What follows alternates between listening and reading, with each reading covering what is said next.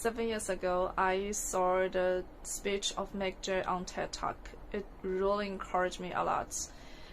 She was a clinical psychologist in Berkeley, and soon I bought her book.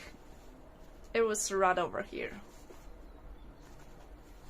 The Defining Decades: Why Your 20s Matter and How to Make the Most of Them Now.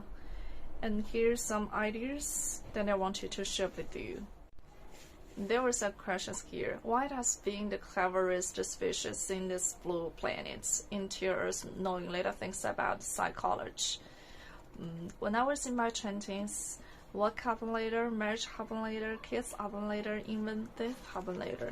So what do you think happens when you pat a 20-something on the hand and you say that you have 10 extra years to start your life? Nothing happens. You have robbed that person of his urgency and ambition, and absolutely nothing happens. And 20-somethings always say things like this: I know my boyfriend is not good for me, but this relationship doesn't count. I'm just killing time. Or they say, everybody says as long as I get started on a career by the time I'm 30, I will be fine. But then it starts to sound like this: my 20s are almost over and I have nothing to show for myself. I had a better resume the day after I graduated from college. And then it starts to sound like this: dating my 20s was like musical chairs. Everybody was running around and having fun. But then sometimes around 30, it was like the music turned off and everybody started sitting down.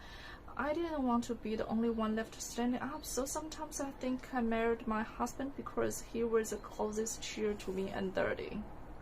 When a lot has been pushed to your 30s, there is enormous 30-something pressure to jumpstart a career, pick a city, partner up, and have 2 or 3 kids in a much shorter period of time. So Meg Jay have some suggestions that everybody deserves to hear. First, forget about having an identity crisis and get some identity capital. By get identity capital, I mean do something that adds value to who you are. Do something that investments in who you might be next. Identity capital begets identity capital. So now is the time for that cross-country job, that internship, that startup you want to try.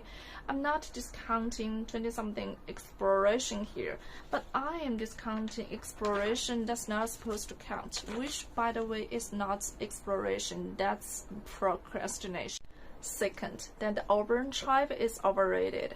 Best friends are great for giving rise to the airport, but 20-somethings who huddle together with like-minded peers limit who they know, how they think, how they speak, and where they work.